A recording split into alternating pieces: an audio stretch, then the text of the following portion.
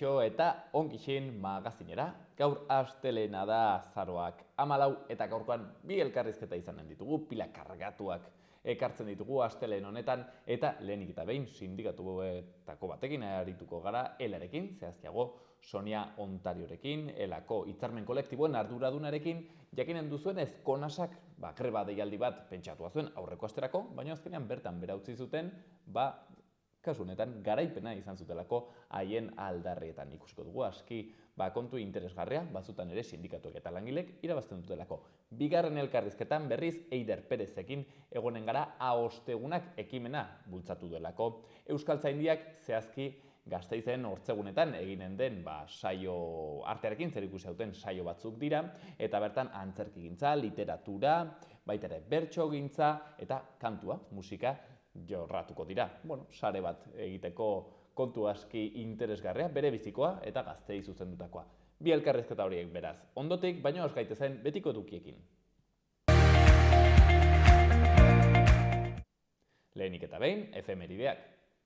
1833ko azaroaren 14ean Tomas Zumalakarregi, Carlos Maria Isidro Borboikoaren aldeko ejertzitoaren komandante nagusi izendatu zuten Lizarran.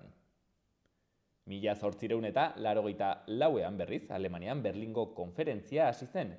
Estatu Europarrek Afrika euren artean banatuko zuten. 1921ko azaroaren 14ean, Espainiako alderdi komunistaren sorrera gauzatu zen. Eta 1986ean, Kongresuak Espainia OTAN guztiz sartuko zela onartu zuen. 283 botu alde, 23 kontran eta 4 abstentzio egon ziren. Eta 2007an Mondragon Korporazion Kooperatibak lehen euskal industriagunea inauguratu zuen Txinan. Aste honetako agenda kulturala. Asteartean, idazki politikoak liburuaren aurkezpena. Karrikiri elkartean 7:30 izanen da, Pako Aristi bere idazlearen eta Xabier Monasterioren eskutik. Asteazkenean berriz, Euskara Nafarroako hezkuntzan liburuaren aurkezpena. Karrikiri elkartean 7:30. Eta hortzegunean, Aitamari dokumentala, Atarrabiako kulturretxean 7:00. Baitere, Hitzen asperenak liburuaren aurkezpena, Labagunean 7:30. Josu Jimenez Maia bere idazlearen eskutik. Eta hortziralean, antzerkia, Sex Berdinak, 8:00 Gaiarren izanen da, Aitziber Garmendia eta Telmo Irureta antzezleekin. Gaurko egunkarien azalak. Diario de Noticias zen azalean lerroburu handi batean, uholde arrisku handia dela eta neurriak hartu behar dira Nafarroako 58 herritan. Ia guztiek autoboa beserako plan bat dute jada, 2018an 11 baino ez baitziren. 22.333 eraikin beheko solairu eta 8.246 etxe urpean gera daitezkeen eremuetan daude. Arriskulekuetan higiezin gehien dituzten udalerriak Kortes eta Tutera dira. Argazkian Behobiako lasterketako 4 lasterkari nafar, 3 lesakarrak eta 1 Doneztebekoa. Eta izenburuan Behobia San Sebastian, 1114 nafarrekin, Nan Olivares eta Cristina Silva katalanak lasterketako irabazleak. 26.000 atleta inguruk parte hartu zuten atzo 57. edizioan. Berri gehiagotan, 6 hildako eta 80 zauritu baino gehiago Istanbulen izandako atentatu batean. Baitere, behin-behineko espetxealdia Arrotxapean beste bat sestatu zuen emakume batentzat. Eta azkenik Nelly Saberi, giza eskubideen aldeko aktivista iraniarraren hitzak. Irango erregimenak nahiago du herrialdea suntsitu boterea eman baino. Eta Diario de Navarrako lerroburuan berreskurapenerako Europako funts gehienak foru gobernuaren proiektuetara doaz. Enpresariak eta politikariek zalantzan jartzen dute ekonomia errealera iristeko erritmoa. Argazki handi batean gazte batzuk adinekoekin elkarlanean eskuzko ordenagailuak dituztela. Eta izenburuan adinekoen aholkulari digitalak. Pirinioetako herrietako ikasleek helduenei ordenagailua erabiltzen irakasten diete. Berri gehiagotan 2 pertsona labankadaz hil dituzte Iruñean 2 erasotan. Eta Sánchezek errugabetu egin du prozeseko kondenatuak bidegabe erabiltzea. Azkenik, 6 hildako eta dozenaka zauritu izan dira Istanbulen izandako atentatu batean. Gara egunkarian, argazki handi batean lasterkariak eta izenburuan Behobia Donostia katalanezko azentuarekin. Lerroburu nagusian, Aiora Zabala, Aizpuruaren hitzak. Ezkorrak izatea onartu ezin dugun luxua da. Jerga akademikoenetik urrun, baina zorrostasunez ingurumen zientzietako irakasle eta divulgatzaile gisa izandako esperientzian oinarrituta, Aiora Zabalak Natura gure esku liburua argitaratu du. Eta berri gehiagotan, emakumeak zinemaldietan botere iristezina. Baitere, Aitor Elordik bere sasoi ona berretsi du eta 3. postua lortu du 4:30. Eta astelehenetan berri ez dagoenez Euskal Herria Irratiarekin akituko dugu. Antzinako euskarazko testurik zaharrena aurkitu dute Irulegin. Irulegiko eskua aurkitu du Arantzadi Zientzia Elkarteak, Arangurengo Irulegiko Baskoien herriskan. Kristo aurreko lehenengo mendeko inskripzioa da. Eta Nafarroako gobernuak baimena eman du mina mehatzea eraikitzeko. Azkenik, Etxebizitza sindikatua sortu du Iruñerriko Kontseilu Sozialistak.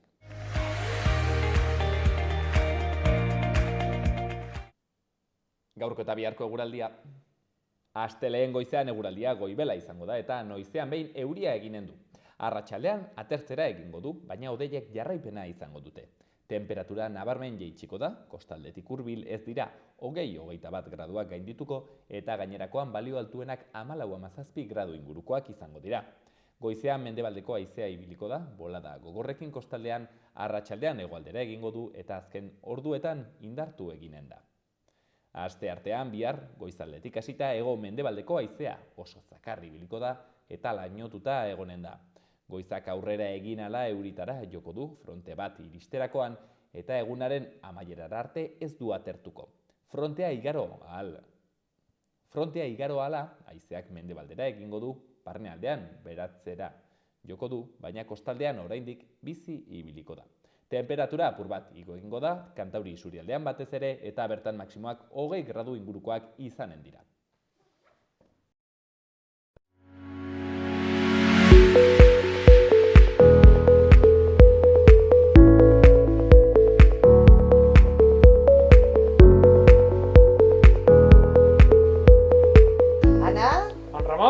Eta Roxa, hemen gaude zuen esperoan Donosteben.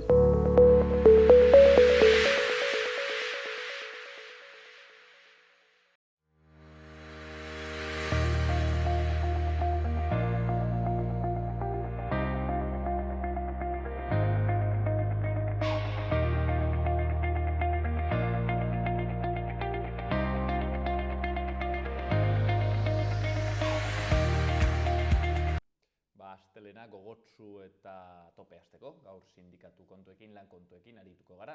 Bakizu hemen noizean behin etortzen dire elako kideak, labekoak, komisionezkoak ere bai, sindikatuetako jendea etortzen da, eta normalki egia da sindikatuak etortzen direnean, ez da izaten, alaitasunaren besta, normalki seinalatzen dituztelako ez jendartean batzutan invisibilizatzen eta ikusten ez ditugun arazo horiek, ez direla lan istripuak, direla, konbenioetako arazoak, baina gaurkoan, umore hobez edo hasiko dugu astelena, kasu honetan, garaipena, langileen garaipena egon delako, Konasa enpresa horren baitan, eta horretaz solasteko zehazki, Sonia Ontoriarekin gaude, elako hitzarmen kolektiboen arduradunarekin, erran dugun bezala, Konasak bortzeguneko greba deialdia zuen pentsatuak, handen asterako, baina bertan bera geratu da, badirudi garaipenarengatik. Arratsaldeon, Sonia, mila esker etortzeagatik. Arratsaldeon zuei. Garaipen bat. Garaipen bat. Noizbehinka gertatzen dira ere. Noizbehinka borrokatuta gero garaipenak lortzen ditugu bai. Beraz, astelena hasteko, umore hobearekin erraten genuen, asteburuan beti gustora egoten dela, lanera itzultzea kostatzen dela, baina horrelako gauzak ez, pentsatzen dut sindikalista bezala ere bai, betetzen dizutela eta ematen diotela pixka zentzua egiten den lanari, ez da? Hola da. Guk Konasako langileekin borrokatu egin dugu asko, egon gara epaitegietan eta ere kalean borrokatzen, eta kasu honetan lortu dugu garaipena eta pozik gaude. Hola da. Sonia, Konasak, enpresa honek, Kasu honetan, Nafarroko administrazio publikoaren sistema informatikoak kudeatzen du, orokorrean, sistema informatikoak kudeatzen ditu, teknologiekin zer ikusi duten kontua. Kasu honetan, hau isen da, Nafarroko gobernuaren, ez dakit ordenagailuak, webguneak eta historia hauek kudeatzen ditu, ezta? Hori da, Konasako langileak eramaten dute zerbitzu informatikoa, Nafar gobernuko zerbitzu informatikoa, hau da, osasunbidea izan ezik, beste zerbitzu informatikoak, Nafar gobernuko zerbitzu informatiko guztiak eramaten dituzte. Hau da, justizia, administrazio publiko, hazienda, gauza horiek, haiek eramaten dituzte bai. Nolabait ere gu sartzen garen webgune horiek guk ikusten ditugunak eta ere bai Konasak Hola kudeatzen ditu. da, eta adibidez, deklarazion de la renta edo justiziako notifikazioak edo, haiek eramaten dituzte ere, bai, gauza guztiak. Edozein kasutan, Konasako langileak, borrokan kexu zeuden, aspaldidanik, ez dakit noiztik ari zareten lanean haiekin?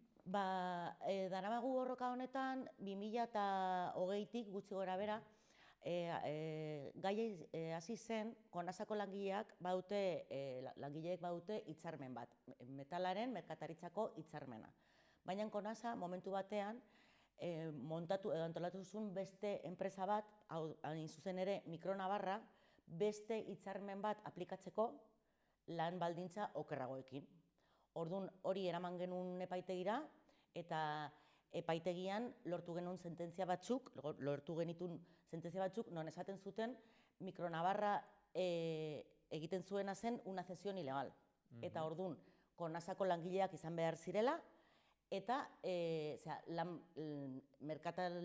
metalaren merkataritzako hitzarmenekin, lan baldintzekin egon behar ziren, ezta? Baina, kasu honetan, erranduzu, Konasaren nolabait ere enpresak bilatu zuen zesio ilegal hori zen, edo olako estratagema trikimailu hori zen, enpresaren kontua. Enpresaren kontua, hori da. Asuntoa izan zen, Konasa bazuen hitzarmen hau, metalaren merkataritzako hitzarmena, orduan zer egin zuten, lan baldintzak okertzeko, antolatu zuten beste enpresa bat, eta hor sartu zituzten langile batzuk, bai? Langile horiek irabazten zuten urtean zehar ia 10.000 euro gutxiago. Orduan egin genuena izan zen salaketa batzuk sartu epaitegian, eta hor lortu genuen deklaratzea langile horiek izan behar ziren Konasako langileak, bai? Hortik aurrera zer gertatu zen, Nafar gobernuak atera zuen berriro a licitación zerbitzu hori, eta plegu horietan jartzen zuen zilegea zela beste estatuko hitzarmen bat jartzea, eta hori ere gu salatu genuen. Hori, kasu honetan, Nafarroko gobernuak ateratzerakoan lehiaketa publikora errantzuen beste hitzarmen bat posible zela hartzea. Hori da, eta hori guk eraman genuen epaitegira, eta irabazi genuen hori ez zela posible. Eta beraz, Sonia, zuek salatu zenuten Nafarroko gobernuak atera zuen nolabait ere, puntu hori lehiaketa berri horretan. Zergatik da hori salagarria? Hombre, guk uste dugu Nafar gobernuak ezin duela sartu bakarrik lan baldintzak okertzeko.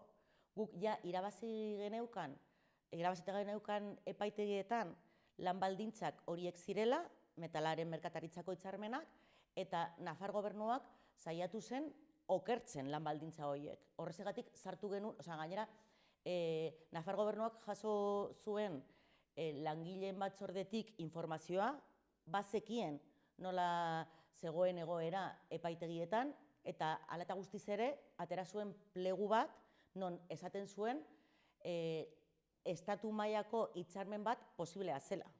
Horregatik gu salatu genuen Nafar gobernuko jarrera eta plegua. Erranduzunean, estatu mailako hitzarmen bat posible zela, honek ze erran nahi du? Estatu mailan badago hitzarmen bat non okertzen diren lan baldintzak, basuagoa dela. Eta berez, Mikronavarra antolatu zutenean, Mikronavarran bazuen justo estatu mailako hitzarmen hori. Guk esan genuen epaitegian eta irabazi genuen metalaren merkataritzako hitzarmena zela aplikagarria. Eta Nafar gobernuak pleguaren bitartez saiatu zen aplikatzen estatu mailako hitzarmena.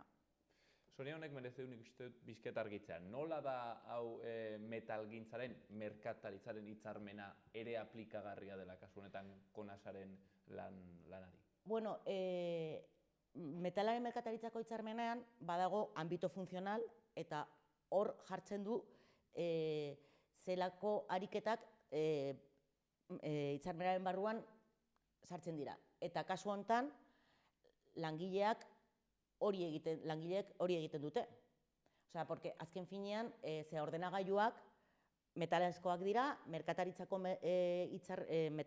merkataritzako hitzarmena aplikatu behar dute, eta gero bai egia da estatu mailan badaude beste hitzarmen batzuk baxuagoak, de konsultoriaz eta gauza horiek, baina kasu honetan langileen aktibitatea hori zen merkataritzako, metalaren merkataritzako hitzarmenarena.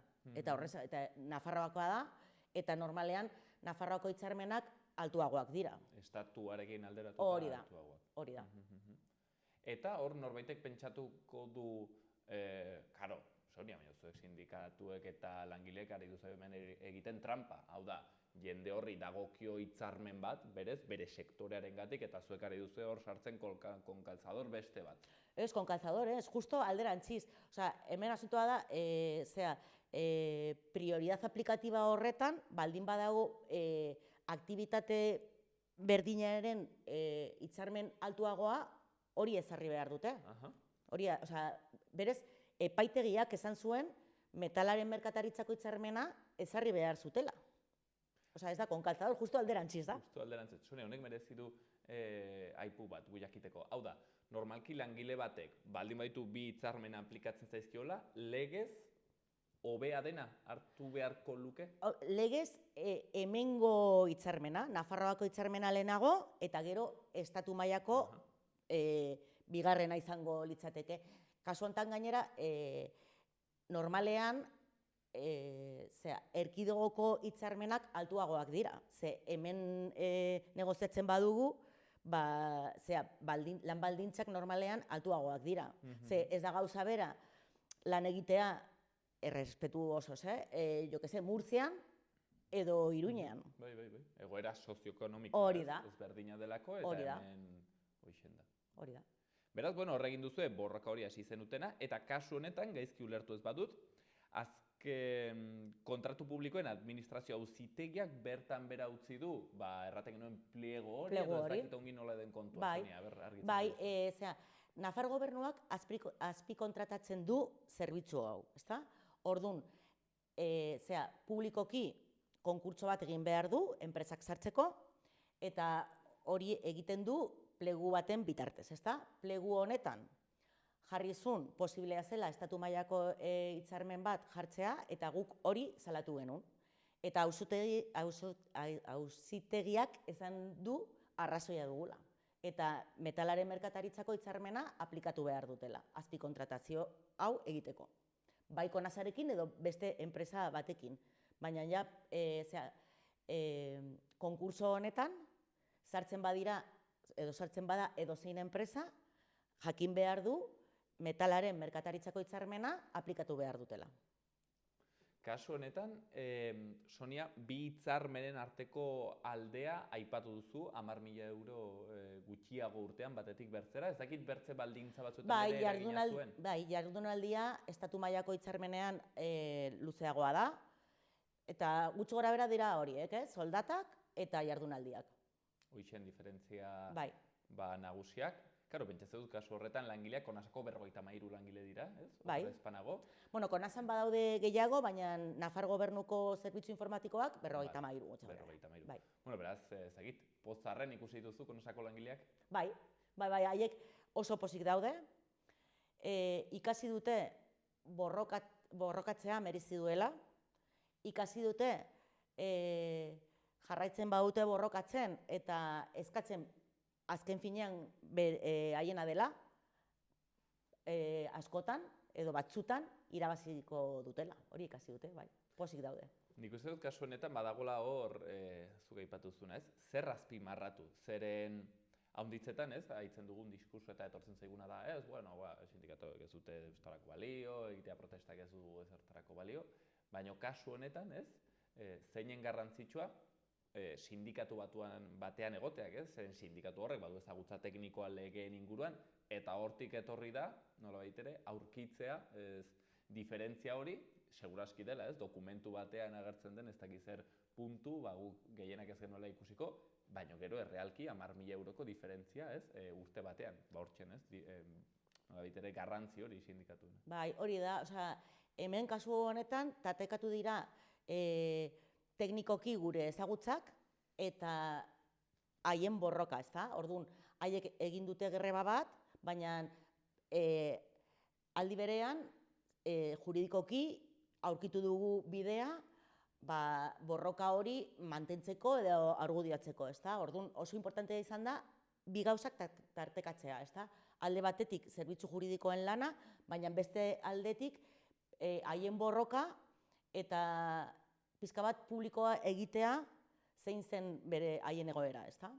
Hemen zune banituen zalantza. Karo, ze puntotarainoen baliogarria izan da haiek egin duten borroka hau grebarekin egin zutelako, ez? Urrian, ez dakit aipatu dugu, baina egin zituen hor greba egun batzuk, 4 egun edo, ganden astean egin bartzuten azkenean, ez? Garaipena izan delako.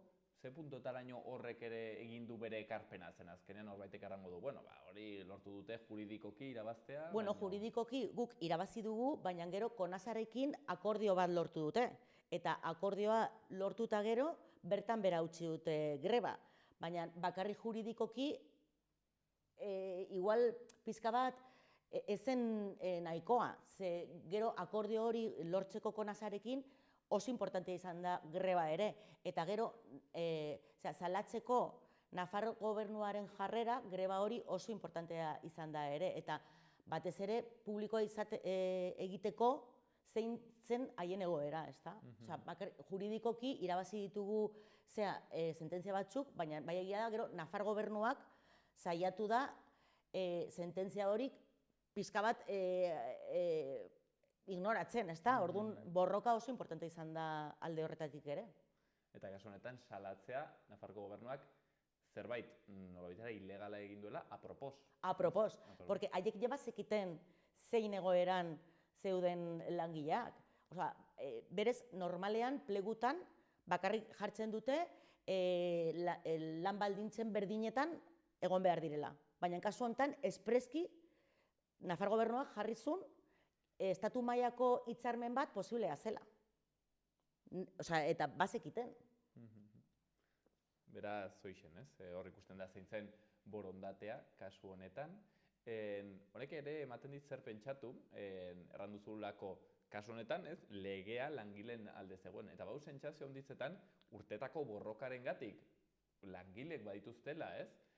Eskubidean dana bat, ez bakarrik langileek, bizizako aspektu onditzetan baditugu, ezagutzen ez ditugun eskubideak, ezta? Eta derrepente gero konturatzen gara, legea ez dago beti gure kontra, batzutan legea gure alde dago, baina horre egiten dire alako ingenieria juridikoak ez aplikatzeko. Hori da, horrezegatik, zer esango dut nik, baina horrezegatik hain importanteak dira sindikatuak, batzutan hori esaten da, ez dute zertarako balio, baina tresnak behar ditugu legeak ezartzeko eta ezagutzeko, eta batzutan bideak zailak dira, baina lortzen ditugu emaitzak, orduan oso importantea da jakitea eta egotea adituekin hori pizka bat lortzeko, Hortxen egin duzuen lana, azpimarratzekoa beraz. Sonia, badago hor aspektu bat, ez dudala guztiz ongi argitu edo ulertu. Hau da, hitzarmenan lortu da garaipena ez, metalgintzaren hitzarmen hori bermatzea, hori erabiltzea, aplikatzea, baina horretaz gain lortu dute langileek Konasarekin akordio bat aipatu zu. Nola da? Bai, Konasarekin akordioa lortu dute, akordio horretan jartzen du metalaren merkataritzako hitzarmena aplikatuko dutela, bai orain eta bai gerorako, eta ez bakarrik aplikatuko dutela, baizik eta langileek ez dituzten soldatak jasoko dute, atrasos de convenio esaten duguna, ezta? Orduan, 10.000 euro hori jasoko dute, orain, eta hemendik aurrera, metalaren merkataritzako hitzarmena aplikatuko dutela. Hori izan da akordioa. bertan bera usteko greba. Beraz, hortxen, haien garaipenak eta ospakizunak, aipatu dugu sindikalizazioa zer garrantzitsua den, baino, gero, pentsatzen dut, aipatuko duzuela elatik, sindikatu guztiak ere ez direla berdinak. Kasu honetan, komisionesen papera kritikagarria izan dela entzun dugu handik hemendik. Bai, ze hasieratik grebaren kontra jokatu dute, hasieratik esan dute greba ilegala zela, hasieratik esan dute langileek ez zutela arrazoirik, eta kokatu dira enpresaren alde. Eta guretzat hori oso larria da. Ze ez bazaude odoz edo ez baduzu nahi greban sartu, geratu alde batean, baina ez enpresaren alde eta langileen kontra. Guretzat hori oso larria da. Sindikatu batengandik olako jarrera ikustea izan da guretzat oso gogorra eta horrezegatik kritikatzen dugu komisionesen jarrera. Gero hori pentsatzen dut ezagit, ez? Baita ere inkluso zuendako personalki gogorra izango da, ez? Zeren printzipioz badirudi, ez? Denak pankarta berdinaren aldean, alde berean zaudetela, baina gero, ikustea hor ezagit, ez? Gogorra izango da, hor mai gainean egotea eta batzu kontra besteak alde. Batez ere, esan dudana, ez bazaude ados gure aldarrikapenekin, geratu alde batean, baina ez enpresaren alde eta langileen kontra. Guretzat, sindikatu batek egiten badu zerbait langileen kontra, guretzat oso latza da. Eta kasu honetan, komisionesen jarrera hola izan da, langileen kontra. Eta nola zioten ilegala zela hauen aldarrikapen? Bueno, guk uste dugu zela bakarrik greba apurtzeko, haiek esaten zuten, haien zerbitzu juridikoek esaten zutela hori ilegala zela, baina argi geratu da hori ez zela hola. Langileek arrazoia zutela. Hortxen, paper ezberdinak, ezta? Kasu honetan sindikatuen nolabait ikuspegi ezberdinak, kasu honetan elak borrokariekin zion eta badirudi auzitegiek arrazoia eman diotela. Sonia, ez dakit honetaz gain, bertzeze hainbat kontutan egongo zaren orain, nola zein dire zure orain lan nagusiak astelen honetan, nola baitere, hor zu hitzarmenen arduraduna izan eta? Bai, borroka asko ditugu oraindikan. Aurten KPI-rekin kriston borroka daukagu, bakigu nola dagoen lan merkatua gaur egun, eta hauteskundeak ere orain egiten ari gara, orduan lan asko, baina batzutan garaipen lortzen ditugu eta horrekin jarraitu behar du. Sonia, zorionak egin duzuen borroka horrengatik, zorionak ere bai, konasako langile hoiei, batzutan ere garaipenak izaten direlako, eta, segi lanean astelen honetan, Sonia, mila esker handit. Zuei, mila esker.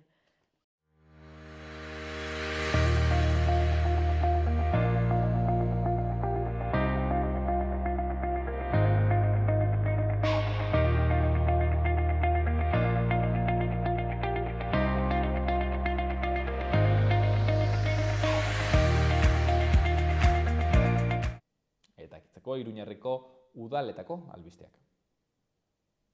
Iruñean bi tailerrek eta online 3 hitzaldik estereotipoak hautsi nahi dituzte, gaitasun handiko neskek beren talentua ahalik eta gehien gara dezaten. Jarduerak gaitasun handietarako Nafarroko elkarteak antolatzen ditu, udaleko berdintasun arloaren laguntzarekin. Eta soinu sorkuntza esperimentala eta bideodantza uztartuko dira, Gislain Udak Ziudadelako labean aurkezten duen Sonidos del Cuerpo proiektuan. Urtarrilaren 8 arte bisitatu ahal izango den instalazioak gogoetarako, behaketarako gune bat sortzen du. Eta Iruñeko udalak Oblateseko zubiaren birgaitze integralerako proiektua idazteko agindu du, hautemandako korrosio arazioak tratatzeko. Helburua 1984an eraikitako bidea azpiegitura horren mantentze behar guztiak antzematea da. Eta azkeneko berri batean, ingurumen hezkuntzako zerbitzuak zientzia eta natura finalistei buruzko 3 dokumental proiektatuko ditu asteartetik bihartik hortzegunera. Saioak jatorrizko bertsioan azpititulatuak 7etan hasiko dira. Ingurumen hezkuntzako museoan erran bezala eta sarrera librearekin edukiera bete arte.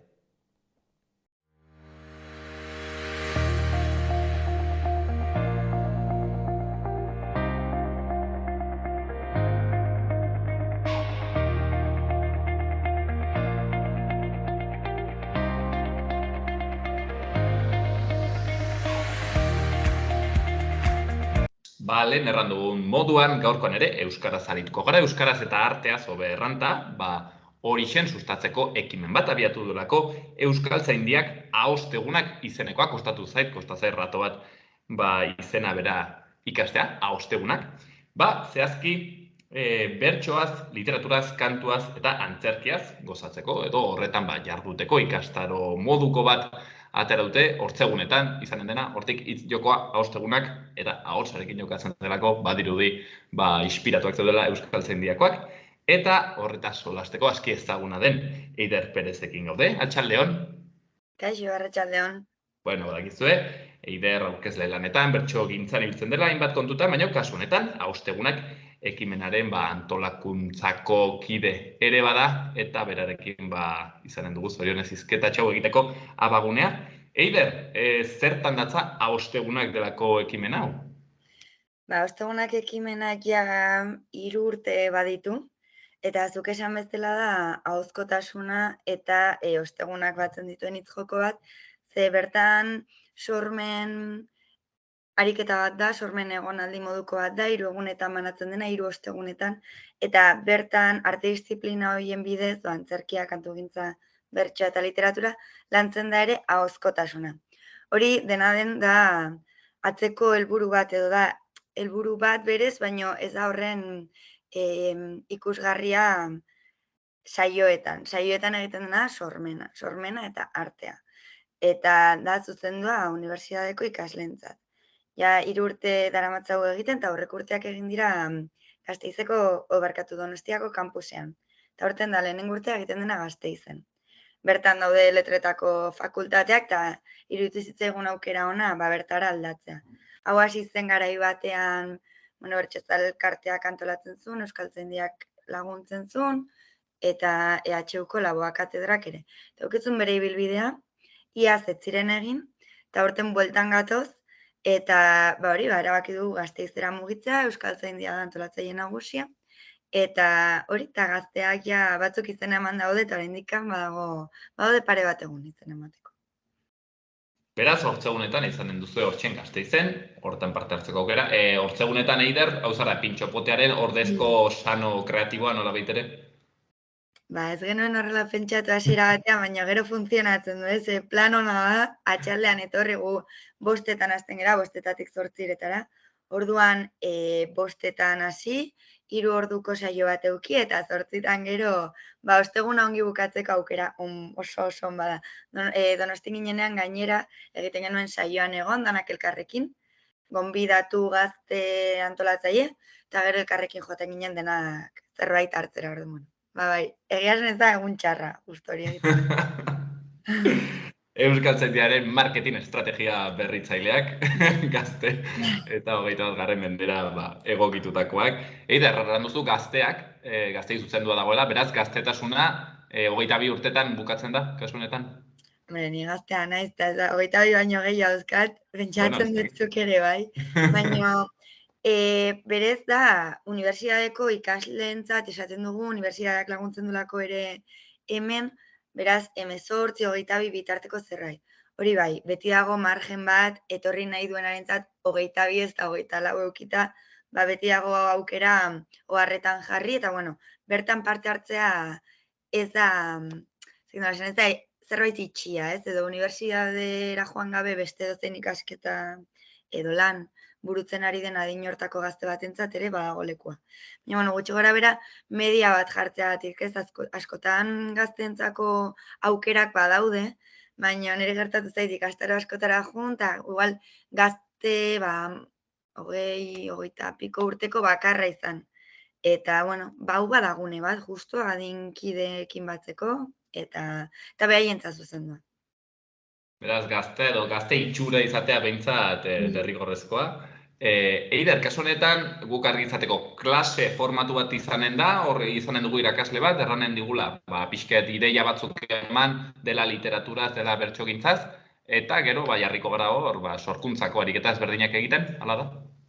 Bai, gutxi gora bera. Ez da zerbait hezkuntza arautuan izango litzateken klase moduko bat, gehien bat da, aisialdian egin daiteken ekintza bat, udaleku, ez da udaleku, baina bueno, giro horretan sortzen den giro bat sortzea, baina aldi berean arratsaldeko kontua izatea, ez? Pixkat ikastaro formatuan. Ba, zerbait oso hurbilekoa, egoten gera, kasu urte honetan gaude, 3 hezitzaile, 3 antolatzaile, deitu nahi zuen bezala, 3 gaude, gero gaude, Mapikoko gazte talde bat, eta gero etortzen da beti gonbidatu bat.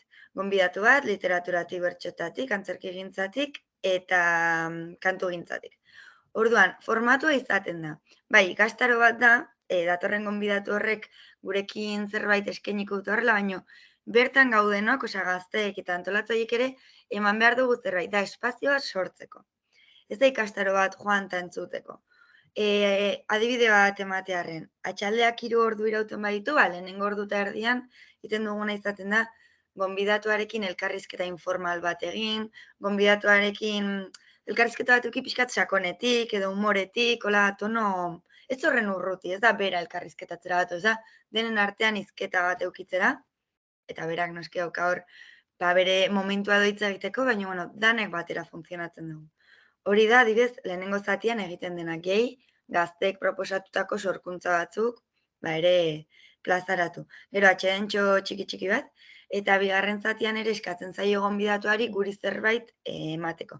Izan daiteke klase bat, izan daiteke esperientzia bat konpartitzea, izan daiteke dana dago libre. Horregatik esatet, ez da ikastaro bat joan eserita entzun. Da, bakoitza moldagarri, gazteek bai eramaten dituzte behaien kuadernoak, dauzkate momentuak egiteko, sortzeko.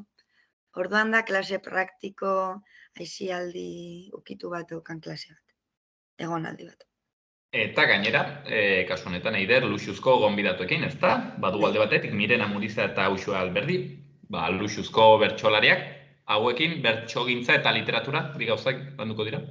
Hori da, horiek datoz lehenengo ostegunean, dela 17an, ostegun hontan bertan, eta beraiekin ingo duguna da, hibridazio bat, azkenean, guk ere nahiza zatitzen ditugun egunak arte disiplina bakoitzarekin, beti interdisciplinartasunaren aldeko ekintzaile edo sortzailea gara, eta gustatzen zaigu ulertzea, sorkuntza, zerbait interdisciplinarra bezala, ez? Kantatu dezaket, baina entzestu dezaket, marraztu dezaket, baino beti daukagula sortzeak ukitze ditu hainbat eta hainbat ate.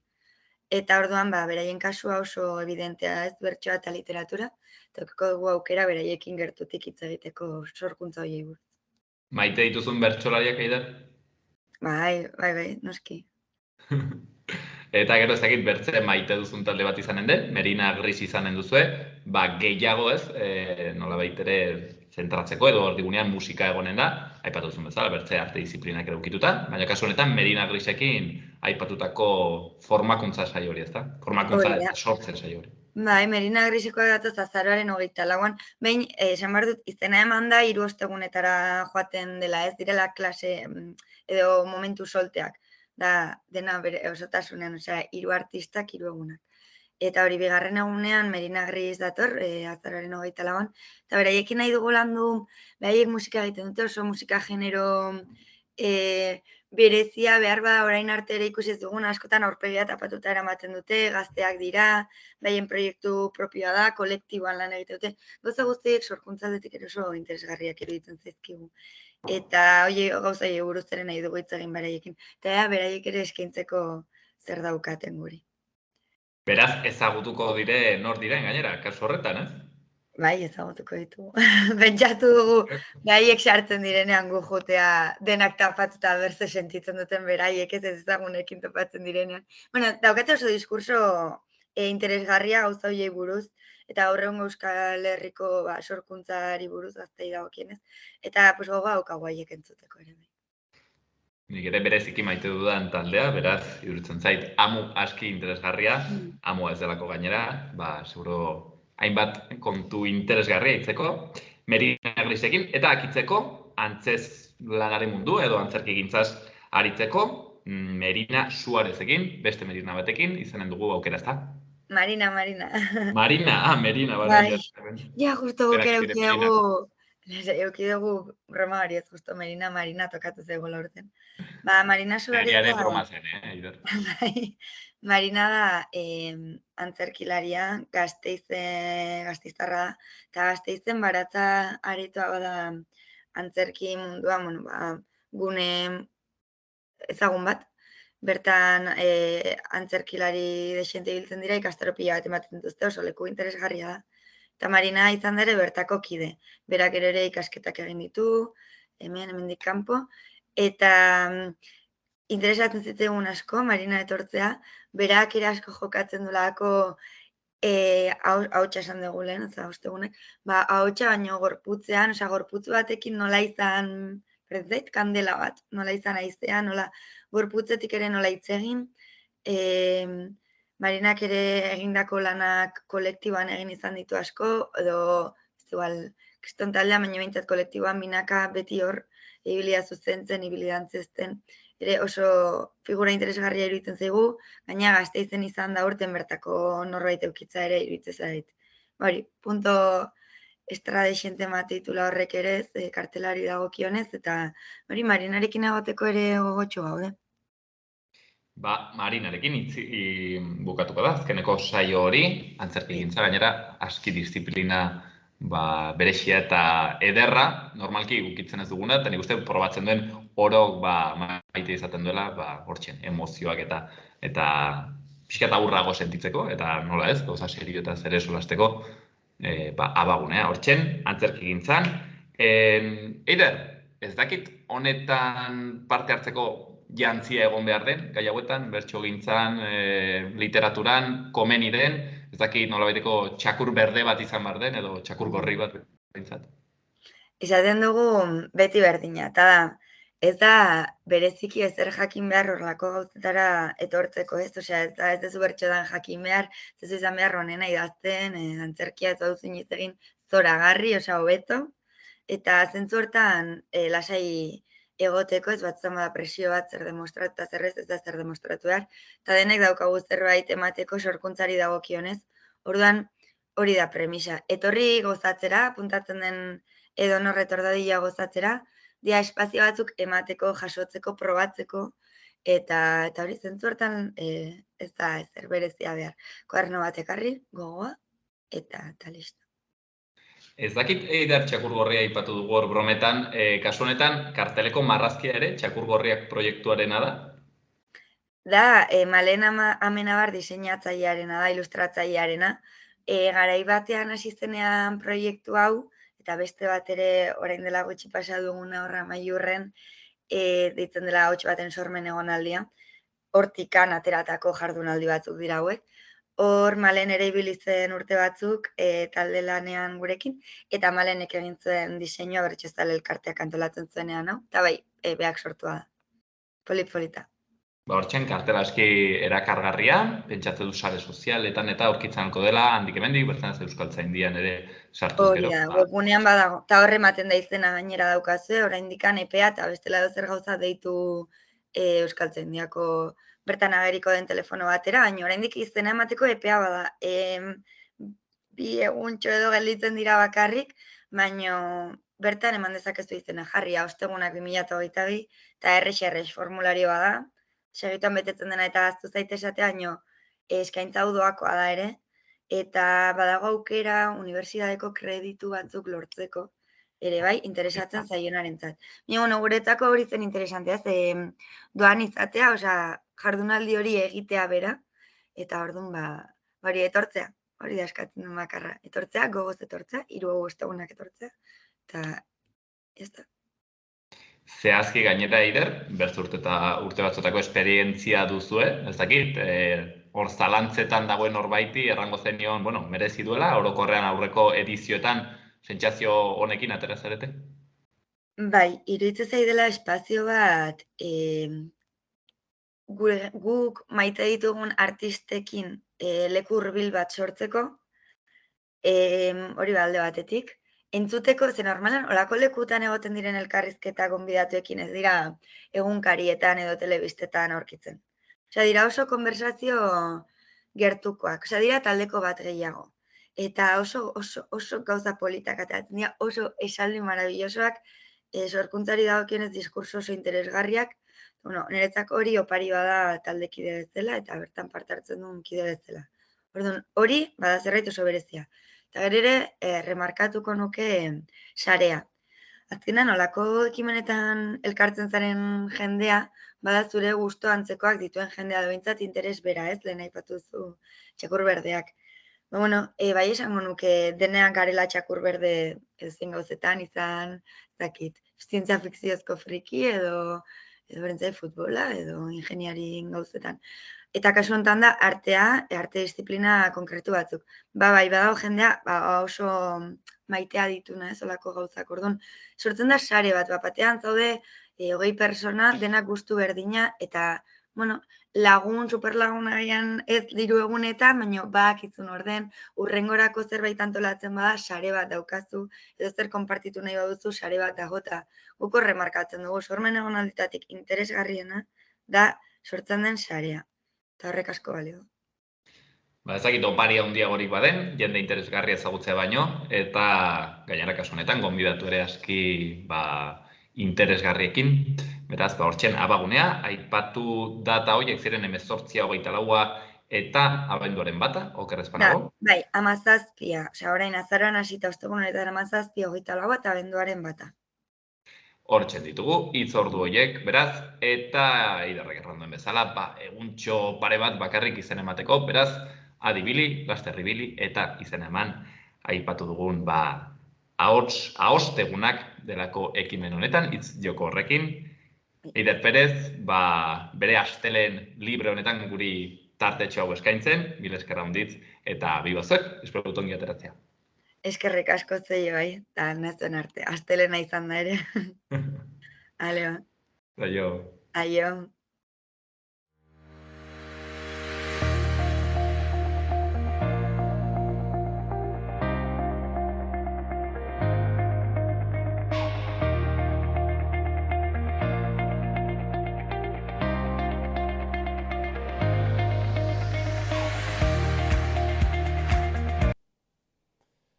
Hauxen dena gaurkoz, akitu zaigu pilak astelen honetan, bihar ere asteartean hemen izanen gaituzte. Gobierno de Navarra. Nafarroako gobernua.